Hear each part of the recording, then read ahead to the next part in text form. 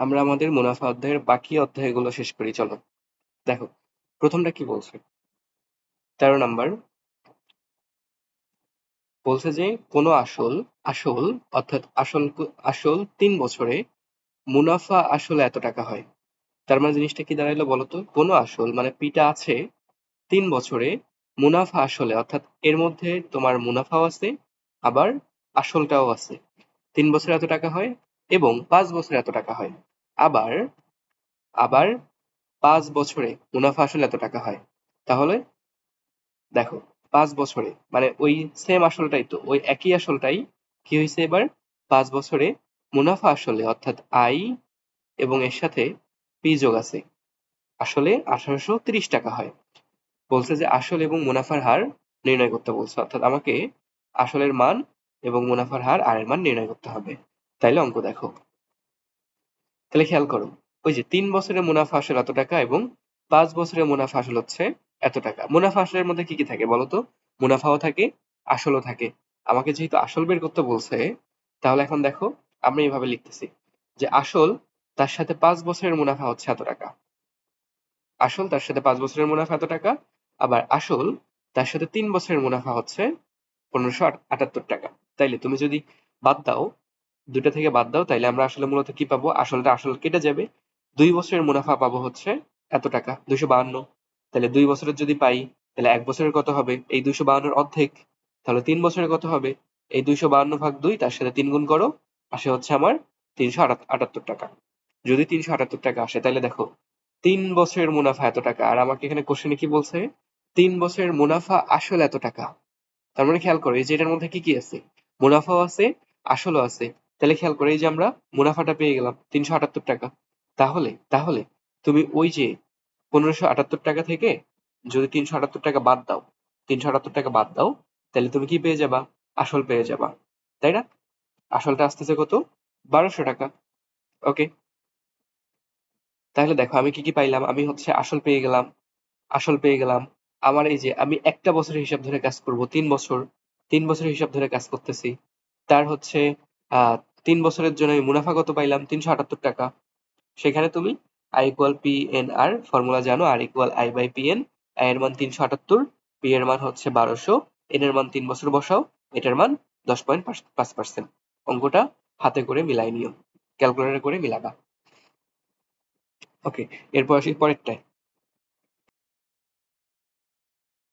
দেখো এটাতে কি বলছে? বলছে বার্ষিক 10% মুনাফায় 3000 টাকা এবং 8% মুনাফায় 2000 টাকা বিনিয়োগ করলে, মানে তুমি বিনিয়োগ করতেছো কোথায়? কোনো একটা জায়গাতে, যে বার্ষিক 10% মুনাফায় 3000 টাকা। বার্ষিক 10% মুনাফায় যদি 3000 টাকা বিনিয়োগ করো, তার মানে কি জানো? তোমার এই যে মুনাফার হার হচ্ছে এত, বার্ষিক মানে 1 বছরে তুমি 3000 টাকা বিনিয়োগ করতেছো, তাহলে তোমার মুনাফা কত আসবে? তোমার মুনাফা আসতেছে কত টাকা? 300 টাকা। এইটা আই ইকুয়াল পি এন আর, এটা দিয়ে করলে 300 টাকা, তোমার মুনাফা আসতেছে কত? 300 টাকা। আবার তুমি অন্য একটা জায়গায় হয়তো 8% মুনাফায় 2000 টাকা, 8% মুনাফায় 2000 টাকা বিনিয়োগ করতেছো। তাহলে দেখো, 8% মুনাফায় 2000 টাকা যদি বিনিয়োগ করা হয়, অর্থাৎ আমার পার্সেন্টেজ হচ্ছে 8, 1 বছরের জন্য বার্ষিক, এবং পি হচ্ছে গিয়ে 2000। তাহলে সেক্ষেত্রে আমি মুনাফা কত পাবো? 160 টাকা। অর্থাৎ 10% মুনাফায় যদি আমি 3000 টাকা বিনিয়োগ করি, তাহলে আমি বছর শেষে আমাকে 300 টাকা আমাকে মুনাফা দিবে। আবার কোনো একটা জায়গায় যদি আমি 2000 টাকা ইনভেস্ট করি, কত কত পার্সেন্টে? 8%-এ, তাহলে আমাকে 160 টাকা তারা কি দিবে? মুনাফা দিবে। তাহলে খেয়াল করো, আমাকে বলছে বিনিয়োগ করলে মোট মোট মূলধনের উপর আমার মোট মূলধন কত? আমি 3000 টাকা বিনিয়োগ করছি এক জায়গায়, 2000 টাকা বিনিয়োগ করছি এক জায়গায়, তাহলে মোট হচ্ছে আমার কত? মোট হচ্ছে 5000 টাকা। মোট মূলধনের উপর গড়ে গড়ে শতকরা কত টাকা হারে তুমি মুনাফা পাবা? শতকরা কত টাকা হারে মুনাফা পাওয়া যাবে? তাহলে খেয়াল করো তোমার মোট হচ্ছে পি কত? পি হচ্ছে তোমার 5000 টাকা, মোট হচ্ছে এত। তাইলে আমি মোট মুনাফা কত পাচ্ছি? 300 টাকা এবং 160 টাকা, মোট মুনাফা পাচ্ছি আমি হচ্ছে 460 টাকা। তাইলে এই মোটের উপর আমার এখন কত টাকা হার, মোটের উপর হারটা আমাকে বের করতে বলছে। তাহলে এই যে বের করো, আর ইকুয়াল কত? আর ইকুয়াল হবে হচ্ছে I by I divide by P N. আয়ের মান 460, আর এটার মান হচ্ছে পি এর মান 5,000 সাথে এন হচ্ছে গিয়ে 1 বছরের জন্য। তাইলে 1 বছর শেষে তুমি মোটে কত পার্সেন্ট পাবা? 9.2%। এটা করে অঙ্কটা করে মিলাই নিও। 9.2 অথবা 5 হবে। আচ্ছা, এবার আসো পরেরটাতে। দেখো পরেরটা দেখো কি বলছে যে রদ্রিগ গোমেজ 3 বছরের জন্য 10,000 টাকা মুনাফা নিছে। 3 বছরের জন্য 10,000 টাকা মুনাফা নিছে এবং 4 বছরের জন্য 15,000 টাকা 15,000 টাকা 4 বছরের জন্য ব্যাংক থেকে নিয়ে ঋণ নিয়ে তিনি মোটে 9,900 টাকা মুনাফা দেন। তাহলে উভয় ক্ষেত্রে মুনাফার হার সমান হলে মুনাফার হার নির্ণয় করতে বলছে। মুনাফার হার নির্ণয় করতে বলছে। তাহলে একটা জিনিস দেখো, এই যে 3 বছরের জন্য 10,000 টাকা, 4 বছরের জন্য 15,000 টাকা। তাহলে এই যে 3 4 মোটে 7 বছর, মোট হচ্ছে গিয়ে তোমার 10,000 আর 15,000 25,000 টাকা। তাইলে এই যে এটা তো হচ্ছে আমার পি, এইটা হচ্ছে গিয়ে আমার এন। তাইলে তো আমি এই যে পি পাইলাম, এন পাইলাম। হ্যাঁ, তাইলে আমি কি ডিরেক্ট আর বের করে দিব? আমি কি ডিরেক্ট আর বের করবো? না, এভাবে কিন্তু নয়। কেন? কারণ হচ্ছে এই যে টাকার পরিমাণ আলাদা আলাদা, টাকার পরিমাণ আলাদা আলাদা, আবার বছরও আলাদা আলাদা। 3 বছর, 4 বছর। সো তোমাকে হিসাব করতে কিভাবে হিসাব করবা? এভাবে যে 3 বছরের জন্য যখন সে হচ্ছে 10,000 টাকা নিচ্ছে, হ্যাঁ, 10,000 টাকা নিচ্ছে, তার মানে কি তার এখানে যে মুনাফাটা দেওয়া লাগবে আই, সেটা কি? আই ইকুয়াল পি এন আর, অর্থাৎ 10,000 টাকা 3 বছরের জন্য, 10,000 টাকা 3 বছরের জন্য এবং সেখানে আর আছে, অর্থাৎ আরেকটা শূন্য দিতে হবে। ওকে, এই যে 30,000 আর এই পরিমাণ তার মুনাফা এই টাকার জন্য। 3 বছরের জন্য তার মুনাফা হচ্ছে এই পরিমাণ। ঠিক সেম ভাবে 4 বছর হচ্ছে 4 বছরের জন্য সেটা 4 বছরের জন্য কত টাকা নিছে? 15,000। 4 বছরের জন্য 15,000। তাহলে এইখানে সে কত টাকা মুনাফা দিবে 4 বছরের জন্য? আই সমান পি এন আর। তাইলে 4 বছরের জন্য 15,000, এখানে 15,000, তার সাথে 4, তার সাথে আর, তার মানে এখানে কত? 60,000, তাই না? হ্যাঁ, 15, 15, 30, 15, 15, হ্যাঁ, এখানে হচ্ছে গিয়ে তোমার কত? 60,000 আর, 60,000 আর। হ্যাঁ, তাহলে খেয়াল করো 3 বছরের জন্য যখন 10,000 টাকা নিচ্ছে তখন তার মুনাফার পরিমাণটা আসতেছে কত? এত টাকা। তখন তার মুনাফার পরিমাণটা আসতেছে এত টাকা, যে এই যে আরটা থেকে যাচ্ছে। আবার 4 বছরের জন্য যখন 15,000 টাকা মুনাফা নিচ্ছে তখন তার মুনাফা আসতেছে কত? 60,000 টাকা, তাই না? তাহলে এখন এখন তুমি এটা করতে পারবা যে তাহলে তার মোট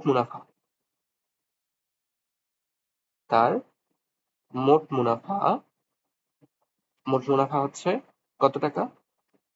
30,000। এই যে 30,000 আর এই যে 60,000, তাহলে কত? 30, 60, 90,000 টাকা। রাইট? 90,000 টাকা। এতটা মুনাফা তার সাথে আর থাকবে। হ্যাঁ, এই যে এখানেও আর আছে, এখানেও আর আছে। এই আর তিনি মোট মুনাফা এত আর কত দিয়েছেন ঋণ নিয়ে? এই যে 9,900 টাকা মুনাফা দিছে। তিনি মুনাফাই দিছে হচ্ছে গিয়ে 9,900 টাকা।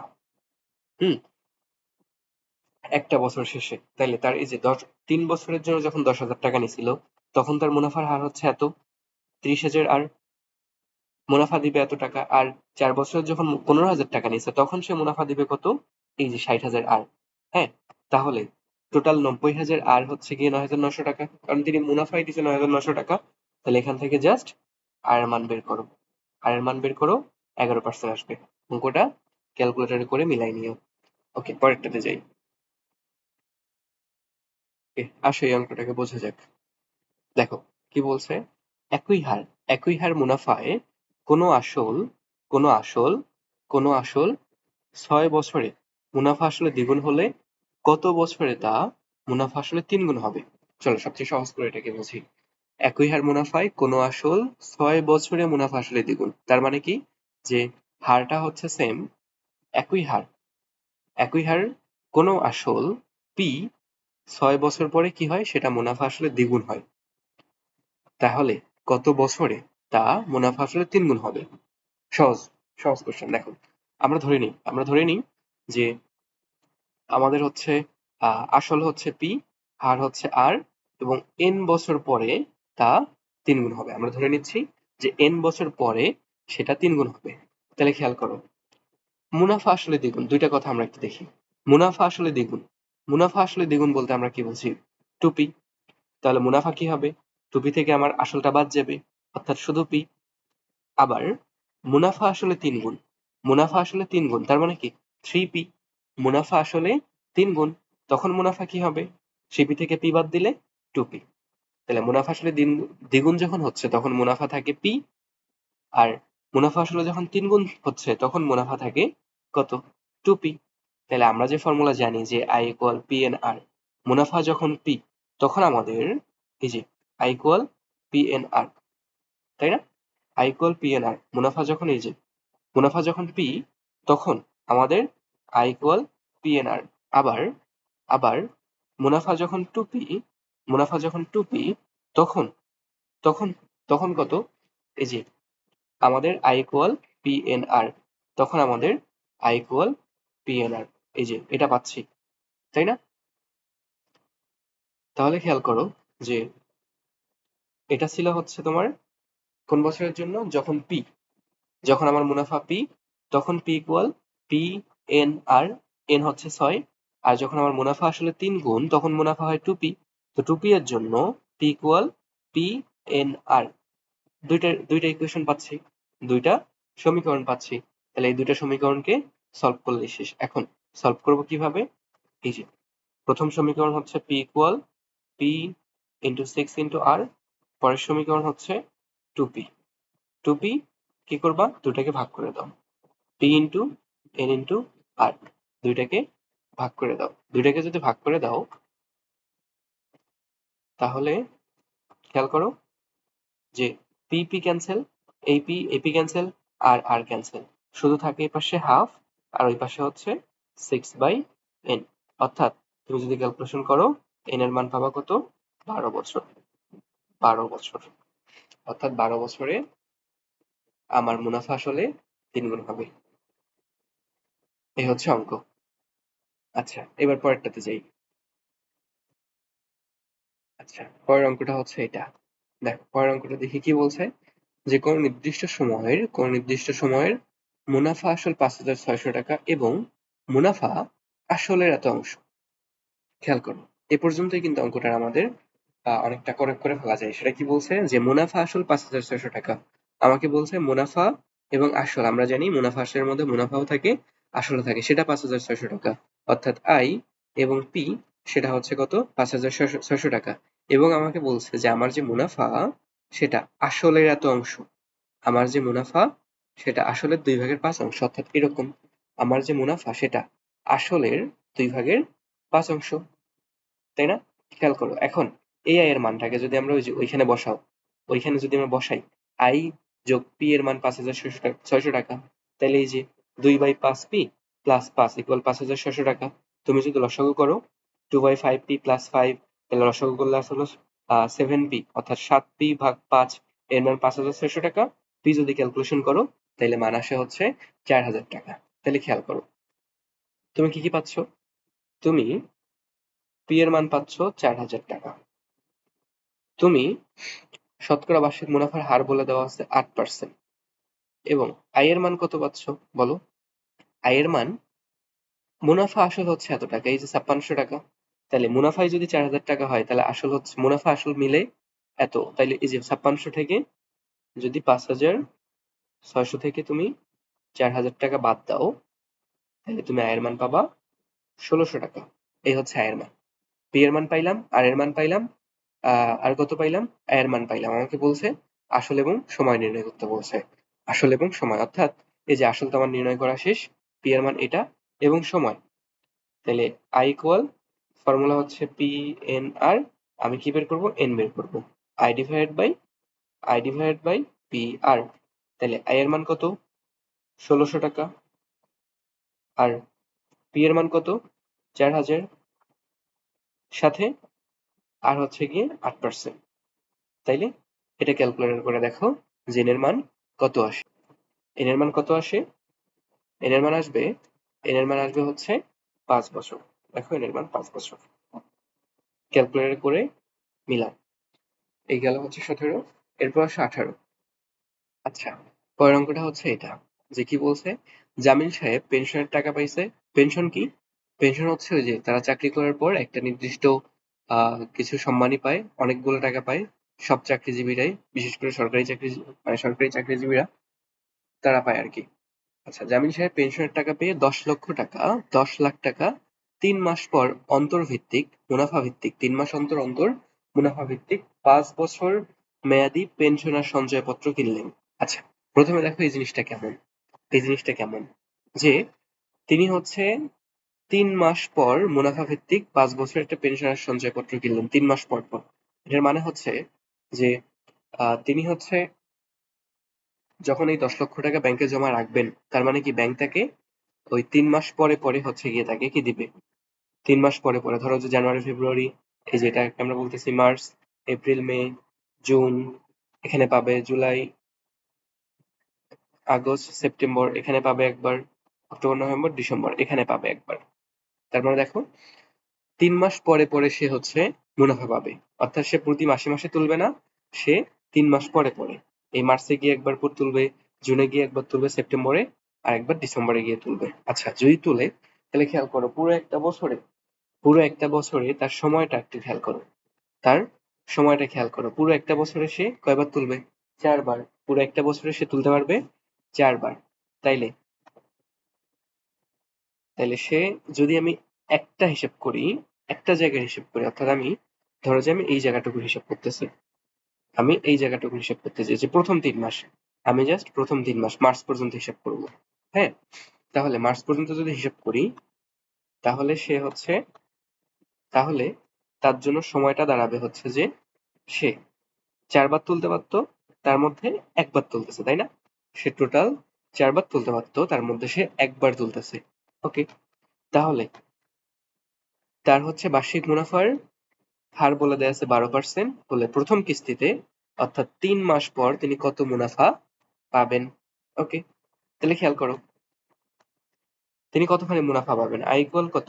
পি এন আর, তাহলে পি এর মান কত? 10 লাখ, তাই না? 10 লাখ। ওকে, 1 2 3 আর একটা শূন্য হবে, 10 লক্ষ টাকা। সাথে হচ্ছে এন এর মান কত? এন এর মান হচ্ছে এত।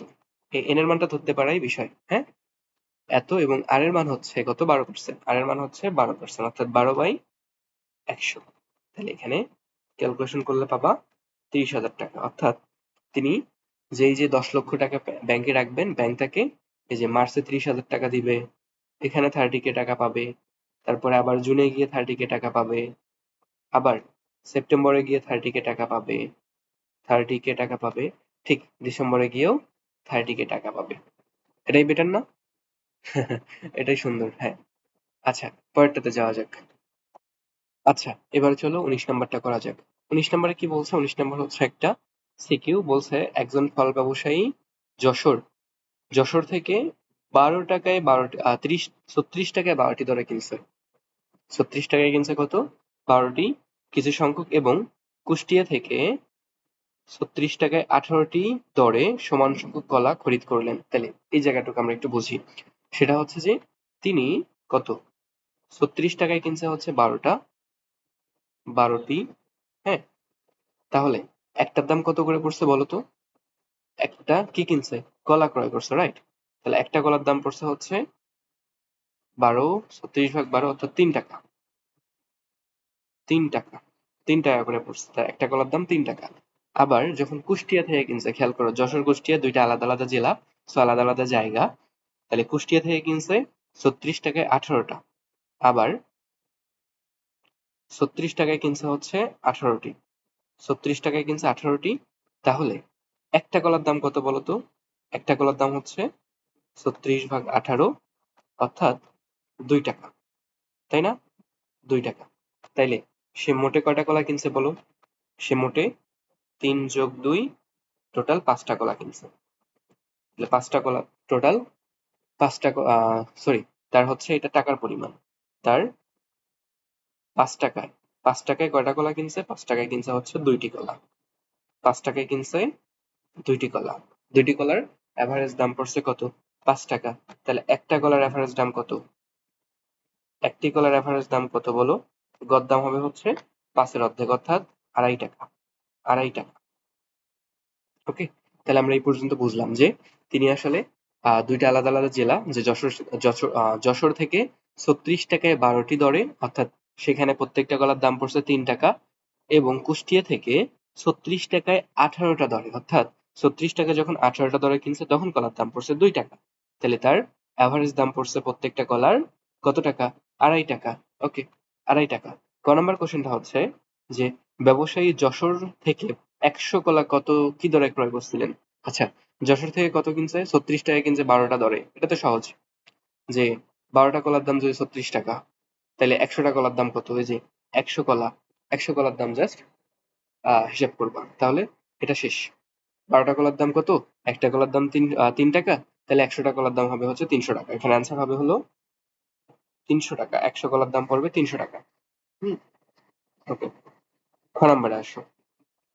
খ নাম্বার কি বলছে? যে সবগুলো কলা বিক্রয় করলে শতকরা কত লাভ বা ক্ষতি হবে? সবগুলো কলা বিক্রয় করলে শতকরা কত লাভ বা ক্ষতি হবে? এখন একটা জিনিস দেখো যে তার একটি কলার দাম কত পড়ছে? একটি কলার দাম 2.5 টাকা, তাই না? 2.5 টাকা। এই 2.5 টাকা তার হচ্ছে ক্রয় মূল্য। এই 2.5 টাকা তার হচ্ছে ক্রয় মূল্য, তাই না? আচ্ছা, এবার সে 36 টাকায় 15টি দরে বিক্রয় করছে, অর্থাৎ 15টি দরে বিক্রয় করছে, অর্থাৎ 15টি কলা, 15টি কলার বিক্রয় মূল্য কত? বিক্রয় মূল্য কত? সে বিক্রয় করছে 15টা কলা 36 টাকা। তাহলে একটা কলার বিক্রয় মূল্য কত হবে বলো? 36/15। যদি তুমি হচ্ছে এটা কাটো, 3 × 32 উপরে 12 আর 3 × 4 আচ্ছা নিচে 15, তাই না? 3 × 5 = 15, 12/15, অর্থাৎ এটা করলে আসে হচ্ছে 2.4 টাকা। তার মানে দেখো, সে একটা বিষয় খেয়াল করো, আহ কলা, একটা কলা কিনছে এভারেজ কয় টাকা দিয়ে? 2.5 টাকা দিয়ে। আর একটা কলা বিক্রি করতেছে কত টাকা দিয়ে? 2.4 টাকা দিয়ে। তো একটা কলা যখন 2.4 টাকা দিয়ে বিক্রি করবে, তার অবশ্যই লস হবে। তার অবশ্যই লস হবে। কেমন লস? জি জি। তাইলে তার কত? তার ক্ষতি, তাই না? তাহলে তার, এখানে লিখি, তাহলে তার ক্ষতি হচ্ছে, কত? 2.5 টাকা দিয়ে কিনছে, কিন্তু 2.4 টাকা সে বিক্রয় করতেছে, অর্থাৎ তুমি যদি বাদ দাও 0.1 বা 1/10, এই পরিমাণ টাকা তার ক্ষতি হচ্ছে।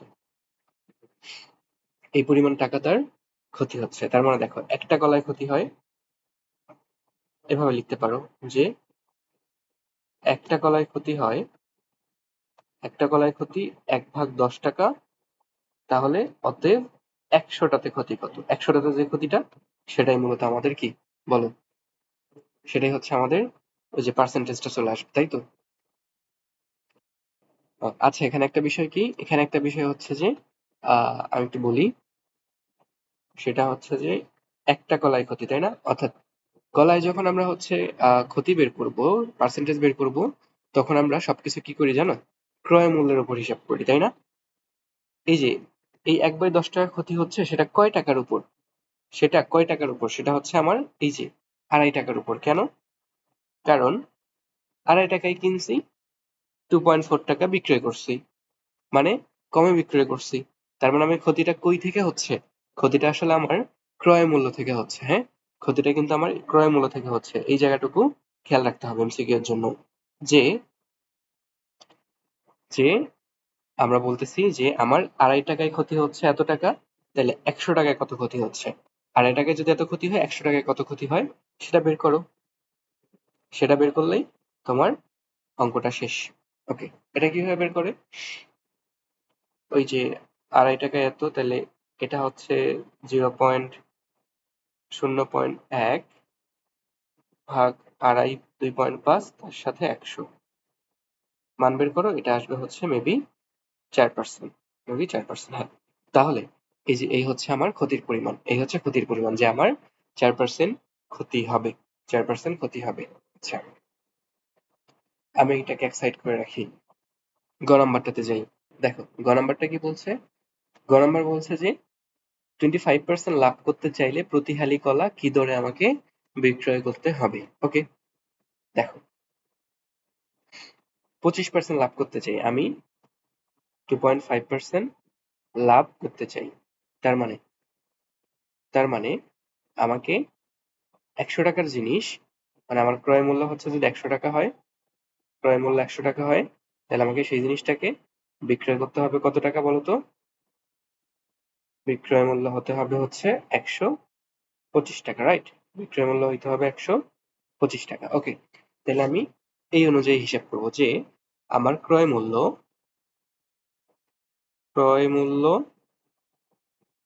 100 টাকা হলে, 100 টাকা হলে বিক্রয় মূল্য হইতে হবে কত? বিক্রয় মূল্য হবে হচ্ছে 125 টাকা। তাইলে আমার ক্রয় মূল্য 1 টাকা হলে বিক্রয় মূল্য হবে 125/100। আর আমার ক্রয় মূল্য কত টাকা বলতো? আমার ক্রয় মূল্য হচ্ছে একটা কলার উপর ক্রয় মূল্য ছিল কত?